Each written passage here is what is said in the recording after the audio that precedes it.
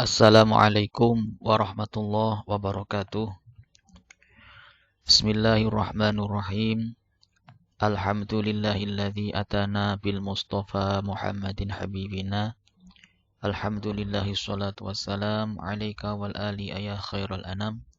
Rabbun karim wa anta dzu khuluqin azim. Fashfa' lana indal karim. Ya ayyuhal ghawthu salamullah. Alaika rabbini biiznillah.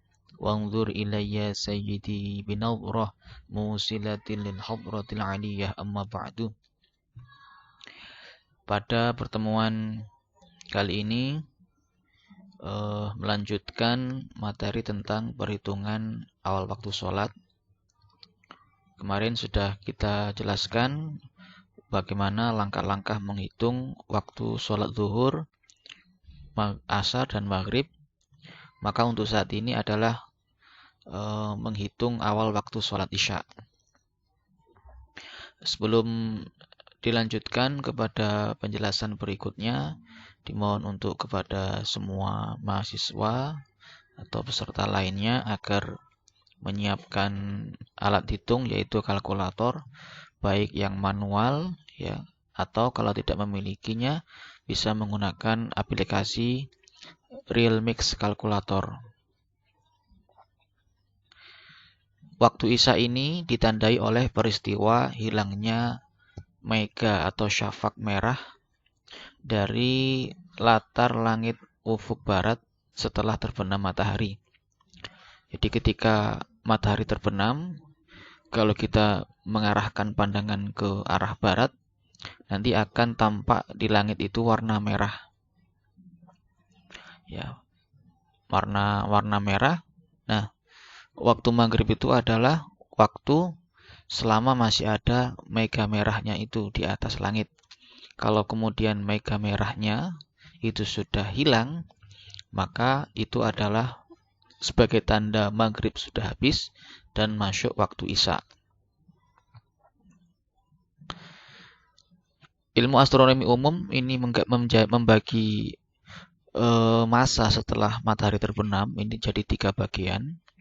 Yang pertama adalah disebut dengan civil twilight, yang mana matahari sampai pada ketinggian negatif 6 derajat di bawah ufuk, ya, atau 6 derajat di bawah ufuk. Matahari terbenam sekitar negatif 1 derajat di bawah ufuk. Sedangkan civil twilight ini masa sampai matahari berada di posisi 6 derajat di bawah ufuk. Cirinya pada masa civil twilight ini adalah benda-benda di ruang terbuka itu masih tampak batas bentuknya, masih tampak batas garis-garisnya, dan bintang yang paling terang itu dapat dilihat. Jadi ada bintang yang paling terang yang biasanya muncul pertama kali di langit. Ya, kalian bisa melihat ke arah timur ya, misalnya itu ada nampak ketika hari mulai gelap itu ada bintang yang muncul pertama kali sebelum muncul bintang-bintang yang lain. Nah, itu adalah bintang yang paling terang sehingga dia bisa muncul meskipun dalam kondisi berkas-berkas matahari yang akan tenggelam itu masih ada di langit yang berupa cahaya mega merah tadi itu. Kemudian yang kedua adalah nautical twilight, yaitu ketika matahari sampai pada ketinggian 12 derajat di bawah ufuk atau negatif 12 derajat. Tandanya adalah garis ufuk di laut itu hampir tidak kelihatan dan semua bintang terang dapat dilihat.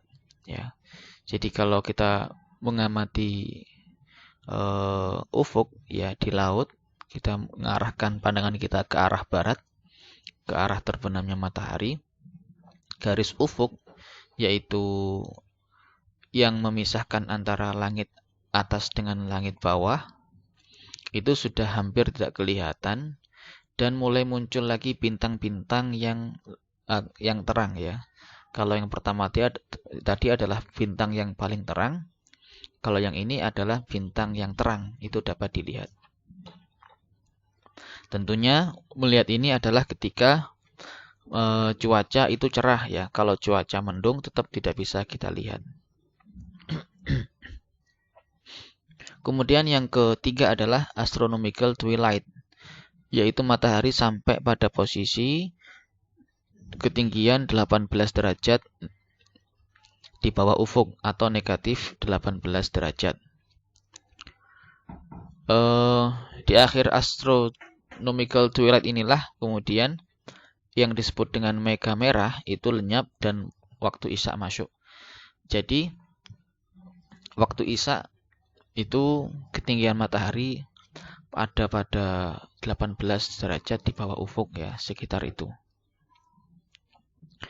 Sehingga nilai H matahari atau tinggi matahari pada awal isya itu dihitung dengan 0 derajat dikurangi 18 derajat dikurangi diaksen. Diaksen kemarin sudah diterangkan yaitu kerendahan ufuk ya, dip atau kerendahan ufuk. Yang mana yang menjadi variasi nilai D itu adalah ketinggian tempat pengamat ya. Semakin tinggi lokasi pengamat itu akan semakin besar pula nilai daripada kerendahan ufuknya. Karena semakin tinggi tempat, ufuk itu akan bisa semakin jauh dan semakin rendah dibandingkan kalau berada pada tempat yang tidak tinggi.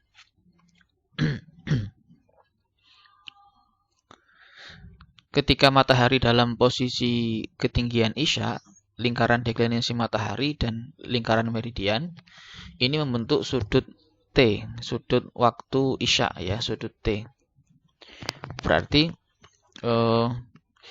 dari posisi kulminasi berarti ya, sampai kepada posisi isya itu matahari membentuk sudut waktu isya. Nah, rentang antara matahari ketika berada pada meridian dengan lingkaran deklinasinya itu membentuk sudut waktu isya. Nah, lamanya matahari menempuh sudut waktu isya ini itu nanti akan menjadi acuan waktu isyanya. Artinya ketika kita sudah mengetahui kapan matahari berkulminasi, tinggal menambahkan berapa lama matahari menempuh sudut waktunya itu. Nah, itu adalah waktu isya. Cara mengetahui berapa lamanya matahari menempuh T isya yaitu dengan nilai T yang sudah ditemukan nanti dibagi dengan 15 yang kemudian disebut dengan jam T. Jam T itu adalah waktu yang membentang antara waktu kulminasi WKM, ya disingkat dengan WKM, dan awal isya. Sehingga untuk nilai T sama seperti mencari T untuk asyar dan untuk maghrib, yaitu dengan rumus cos T sama dengan negatif tangen pi, pi itu adalah lintang tempat, dikali tangen deklinasi, kemudian ditambah sin H, H itu adalah ketinggian matahari pada waktu isya, dibagi dengan cos pi, cos lintang, dibagi dengan cos delta atau deklinasi. Ketika sudah ketemu jam T-nya nanti, maka tinggal ditambahkan. Waktu isya itu adalah waktu kulminasi ditambah dengan jam T isya. Ya, waktu kulminasi sudah ketemu. Untuk waktu kulminasi kita bisa melihat perhitungan waktu zuhur. Setelah ketemu di sana, tinggal menambahkan berapa jam T-nya. Sehingga itu menjadi awal waktu isya. Sebagai contoh di sini yaitu kota Surabaya dengan ketinggian 30 meter di atas permukaan laut. Waktu sholatnya dihitung pada tanggal 2 September 2006. Ya, menghitung awal isya untuk tanggal 2 September 2006. Data yang kita butuhkan pertama tentunya adalah lintang tempat. Lintang Surabaya itu adalah negatif 7 derajat 15 menit. Kemudian bujurnya, lambdanya yaitu 112 derajat 45 menit bujur timur. Kemudian deklinasi. Deklinasi kita memakai 12 GMT karena waktu Indonesia Barat selisihnya dengan Greenwich itu adalah 7 jam. Ketika di WIB itu sudah jam 19, artinya sekitar waktu Isya jam 19 WIB. Di Greenwich itu masih 12 GMT. 19 kurangi 7 hasilnya 12 ya. Sehingga data yang kita pakai adalah 12 GMT. Karena data matahari yang ditampilkan itu memakai acuan waktu Greenwich Mean Time. Deklinasi pada tanggal 2 September 2006, deklinasi matahari pada tanggal 2 September 2006, jam 12 GMT ditemukan nilainya 7 derajat 51 menit 46 detik. Di mana kita melihatnya nanti, kita bisa melihat ke aplikasi WinHisab daripada Kementerian Agama atau ada buku epimeris daripada Kementerian Agama. Kemudian tinggi Isya kita cari dulu dengan rumus tadi ya. H sama dengan 0 dikurangi 18 dikurangi di aksen. Untuk di aksen ini adalah dip kerendahan ufuk. Kita cari dengan rumus 1,76 dikali akar 30. 30 ini adalah ketinggian daripada Surabaya. Hasilnya kemudian dibagi 60, ketemulah 0 derajat 9 menit 38,4 detik. Baik, coba kita mempraktekkan bagaimana cara memasukkan nilai untuk di aksen ya.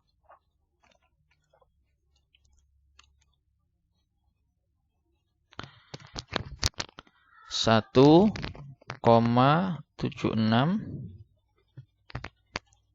dikali akar 30 ya, sama dengan, kemudian dibagi 60 sama dengan.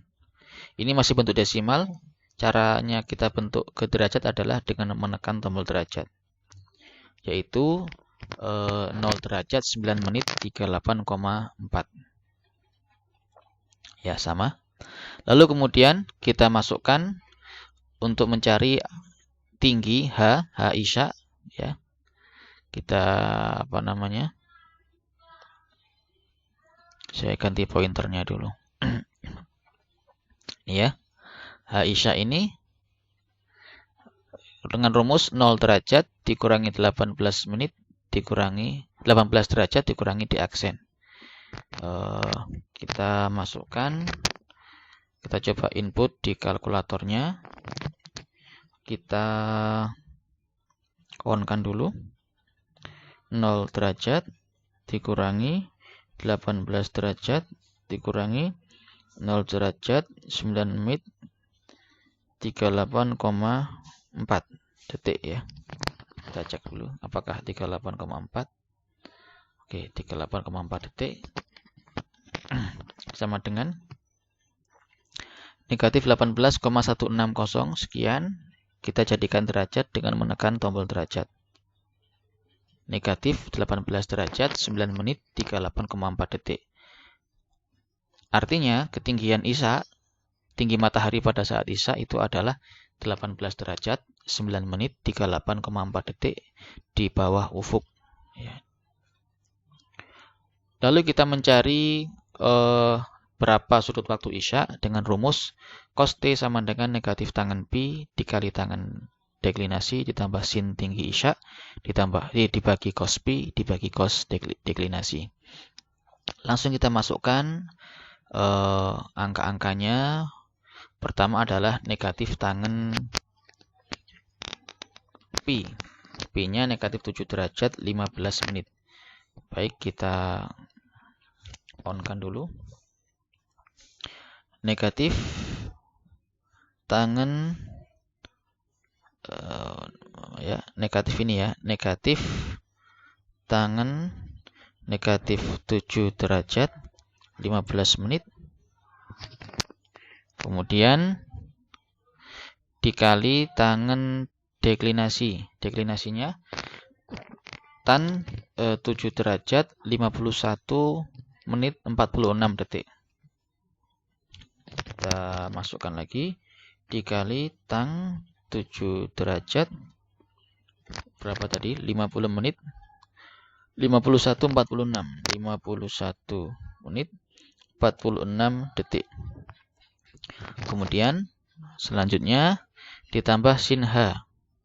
Ditambah sin H-nya negatif 18 derajat 9 menit 38,4 detik. Ditambah sin negatif 18 9 38,4. Tambah sin negatif, jangan lupa ini 18 derajat berapa tadi? 9 menit 38,4 detik. Ya. Kemudian selanjutnya dibagi cos lintang, berarti dibagi cos negatif 7 derajat 15 menit. Kita masukkan dibagi cos negatif 7 derajat 15 menit. Kemudian langkah selanjutnya dibagi dengan cos deklinasi, yaitu cos 7 derajat 51 menit 46 detik. Dibagi cos 7 derajat 51 menit 46 detik. Lalu kita tekan sama dengan, hasilnya negatif 0,299 sekian. Kita tekan sama dengan dulu. Nah, hasilnya sama ya. Negatif 0,29960815838. Ini adalah nilai daripada cos T. Sedangkan kita mencari T-nya. Maka kita pakai rumus R cos T. Caranya adalah kita tekan shift cos an sama dengan langsung tombol derajat ya. Kalau di sini pakai shift, nanti ketika kalian mungkin bisa langsung pakai tombol derajat tanpa menekan tombol shift ya. Jadi kita mengkonversikan dari cos ke T-nya, ke derajatnya berapa. Ini nilai cosnya, derajatnya berapa sehingga nilainya bisa negatif 0,29 sekian ini. Ya, jadi tekan shift cos an sama dengan kemudian tombol derajat. Baik, kita praktekkan. Langsung kita tidak perlu on kan. Kita tekan langsung shift kemudian cos an sama dengan tombol derajat. Nah, hasilnya 107 derajat 26 menit 2,65 detik. Artinya cos berapa hasilnya adalah negatif 0,299, yaitu cos 107 derajat 26 menit 2,65 detik. Nah, berarti kita sudah mengetahui T-nya. Maka kita tinggal menjumlahkan untuk waktu isya-nya, yaitu waktu kulminasi dalam WIB ditambah dengan jam T plus WI, waktu ikhtiyat. Untuk waktu kulminasi kita lihat perhitungan awal waktu zuhur yang sudah ada di video penjelasan berikutnya. Waktu kulminasinya pada saat itu kita menghitung adalah jam 11 lebih 28 lebih 49 detik. Kemudian kita cari jam T-nya. Jam T, sudut T tadi yang sudah ditemukan, itu kita bagi 15. Kita coba, ini sudut T-nya langsung kita bagi 15. Sama dengan ketemu 7 jam 9 menit 44,18 detik. Artinya waktu matahari menempuh dari kulminasi sampai ke posisi ketinggian isya itu adalah 7 jam 9 menit 44,18 detik. Tinggal kita tambahkan dengan waktu kulminasinya jam 11 lebih 28 menit lebih 49 detik. Langsung kita tambahkan, kita tekan tambah 11 jam 28 menit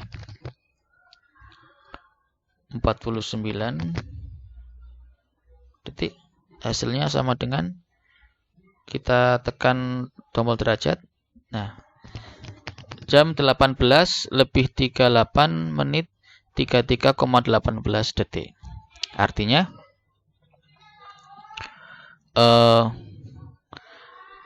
Isya untuk lokal pengamat observer itu di Surabaya tanggal 2 September 2006 itu jatuh pada pukul 18 lebih 38 menit 33,18 detik waktu Indonesia Barat.